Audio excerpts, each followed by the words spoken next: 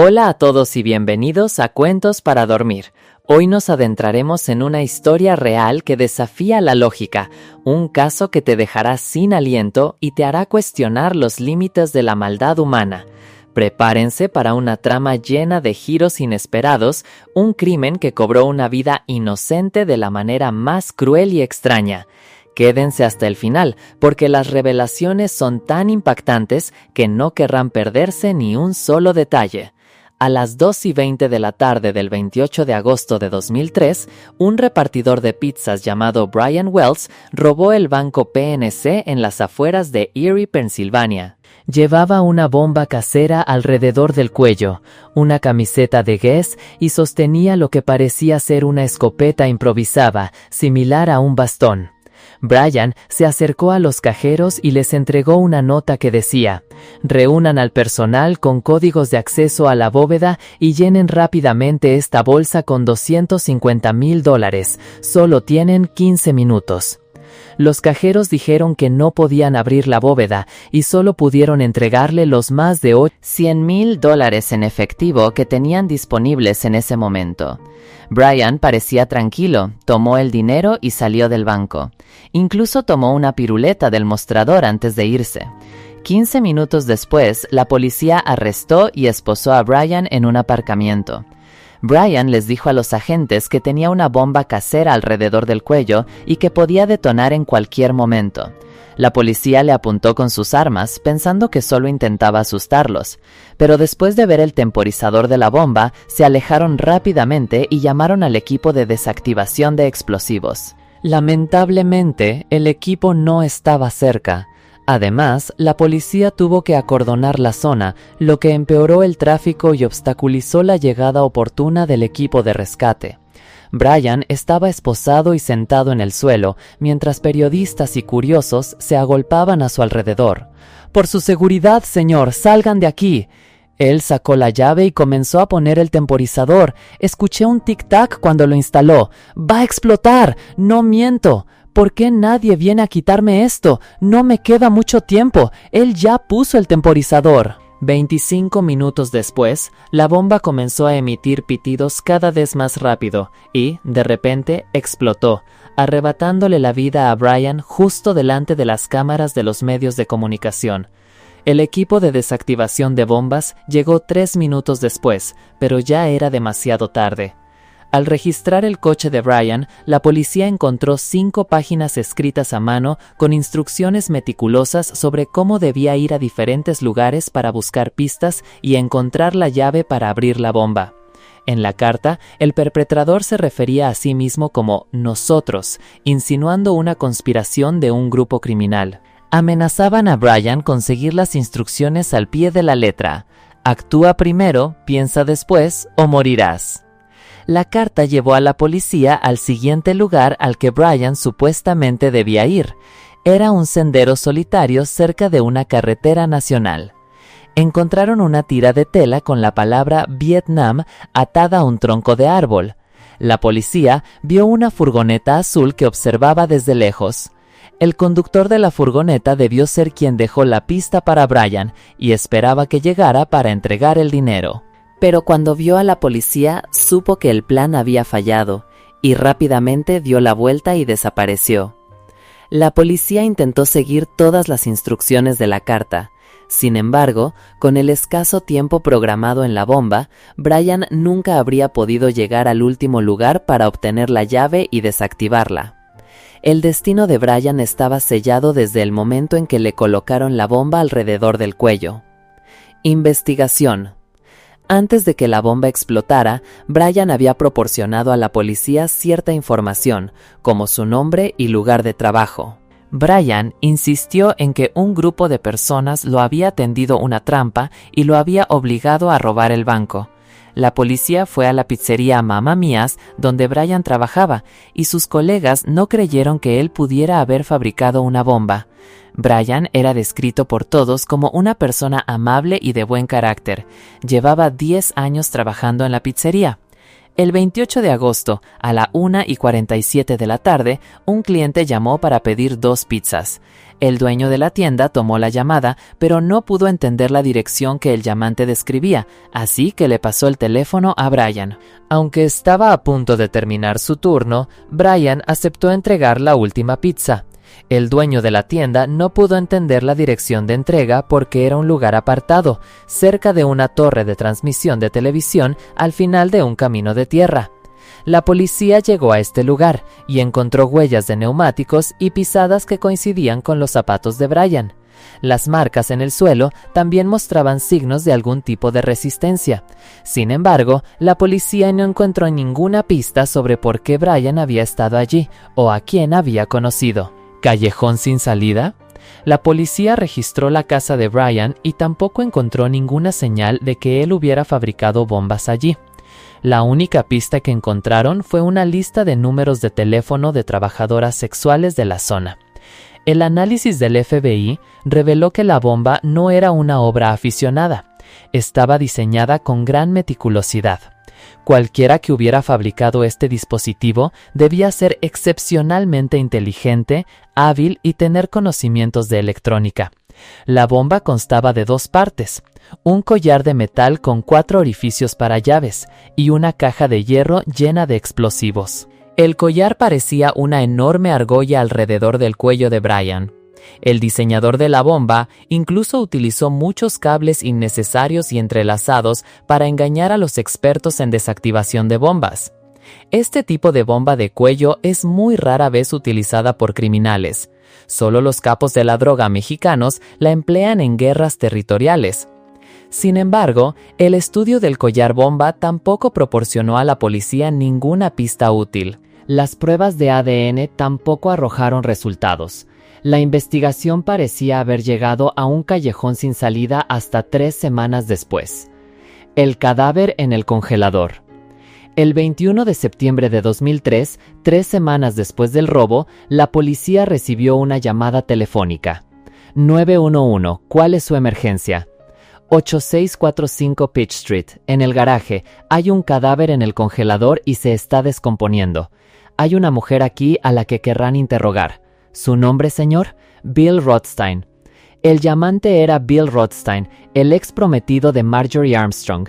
Bill fue a la comisaría para ser interrogado y explicó que él y Marjorie habían sido amigos durante muchos años y que ella a menudo le pedía ayuda. 6 semanas antes, Marjorie había llamado a Bill en pánico, diciendo que había disparado y matado a su novio, James Roden, y le pidió a Bill que se deshiciera del cuerpo. Bill accedió a ayudar. Envolvió el cuerpo en una lona y se lo llevó a su casa, guardándolo en el congelador de su garaje. Pero se lo pensó mejor y decidió avisar a la policía. Los agentes llegaron a la casa de Bill y encontraron el cadáver en el congelador. Inmediatamente arrestaron a Marjorie. Y aquí está el punto interesante.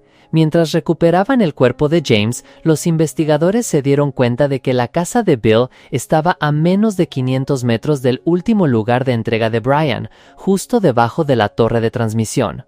La genio demente Marjorie Armstrong. Marjorie Armstrong nació en 1949. Vivió toda su vida en Erie, Pensilvania. Era hija única en una familia adinerada. Desde pequeña, Marjorie fue considerada una prodigio, excelente en música y siempre se graduaba como la primera de su clase. Con un coeficiente intelectual alto, destacó en la universidad y obtuvo una maestría. Su novio de la escuela secundaria fue precisamente Bill. También se decía que él tenía un coeficiente intelectual de genio. Los dos se comprometieron a los 20 años, pero la relación no duró. Después de que Marjorie rompiera el compromiso, comenzó a luchar contra su trastorno mental, que incluía el trastorno bipolar y la depresión. En 1984, asesinó a su siguiente novio, Robert, mientras dormía. Marjorie le disparó 6 veces.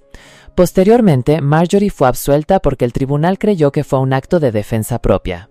En 1990, Marjorie se casó con su siguiente novio. Sin embargo, solo 2 años después, en 1992, mientras Marjorie cuidaba a Richard en un hospital, él de repente se cayó, golpeándose la cabeza contra la pared y murió de una hemorragia cerebral.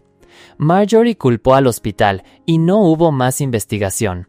Siendo una persona astuta, Marjorie presentó una demanda contra el hospital y recibió una compensación de $250,000. Mientras tanto, Marjorie seguía luchando contra su enfermedad mental. Solicitó un certificado de discapacidad por enfermedad psicológica y recibió muchas ayudas sociales del gobierno. Parecía que nunca tuvo que trabajar un solo día en toda su vida. El siguiente novio de Marjorie fue James Roden, un alcohólico desempleado. Vivieron juntos durante 9 años y la gente decía que James era un hombre débil, siempre controlado por Marjorie. En agosto de 2003, después de una discusión, ella le disparó a James Roden y el cadáver en el congelador era él, el genio demente Bill Rothstein. Marjorie se negó a hablar con los investigadores, pero Bill era muy conversador y parecía cooperar con entusiasmo con la policía. Bill les dijo a los agentes del FBI que él era la persona más inteligente de la sala y les contó su impresionante historial académico. Bill tenía un título en ingeniería eléctrica y había sido profesor de ciencias, especializado en robótica. Al jactarse, Bill admitió inadvertidamente a la policía que encajaba con el perfil del fabricante de bombas caseras que estaban buscando. Bill incluso permitió que los detectives fueran a su casa para describir cómo había ayudado a Marjorie a deshacerse del cuerpo. Al igual que la casa de Marjorie, la de Bill también estaba muy desordenada.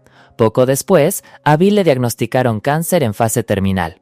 Los investigadores intentaron obtener una confesión de Bill en su lecho de muerte.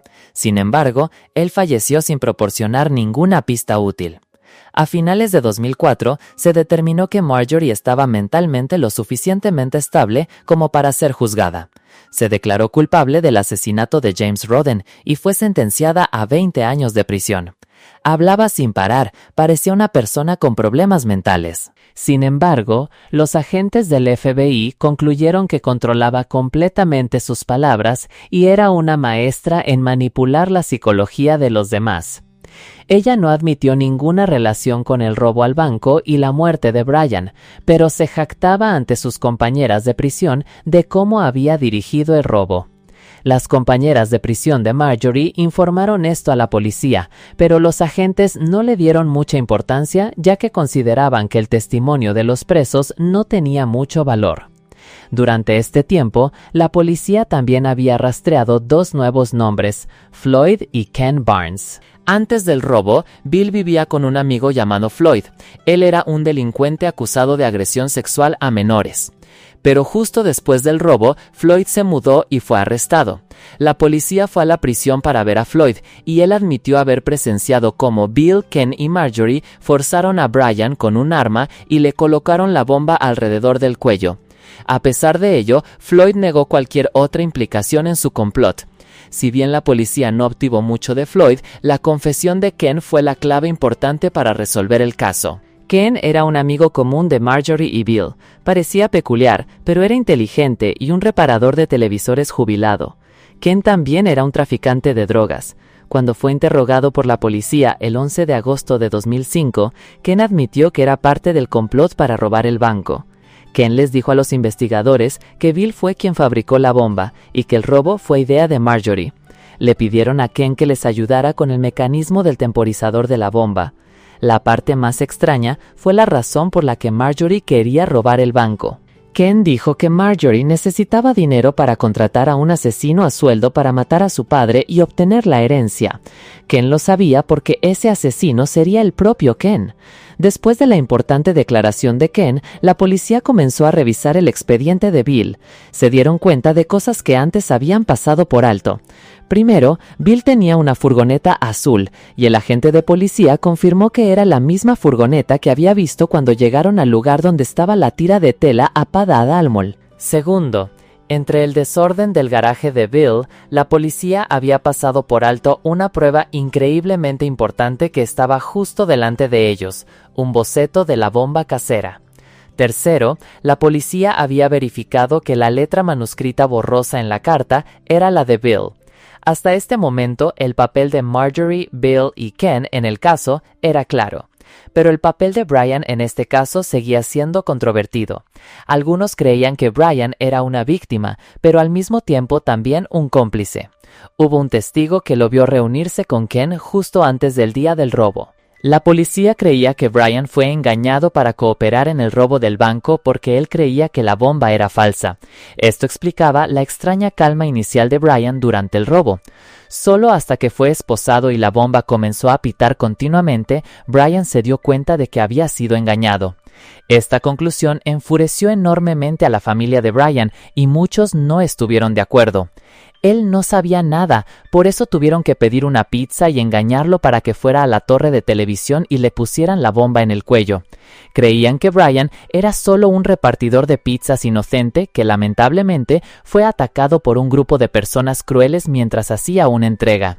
La inocencia de Brian no se esclareció hasta 5 años después, cuando una trabajadora sexual decidió hablar.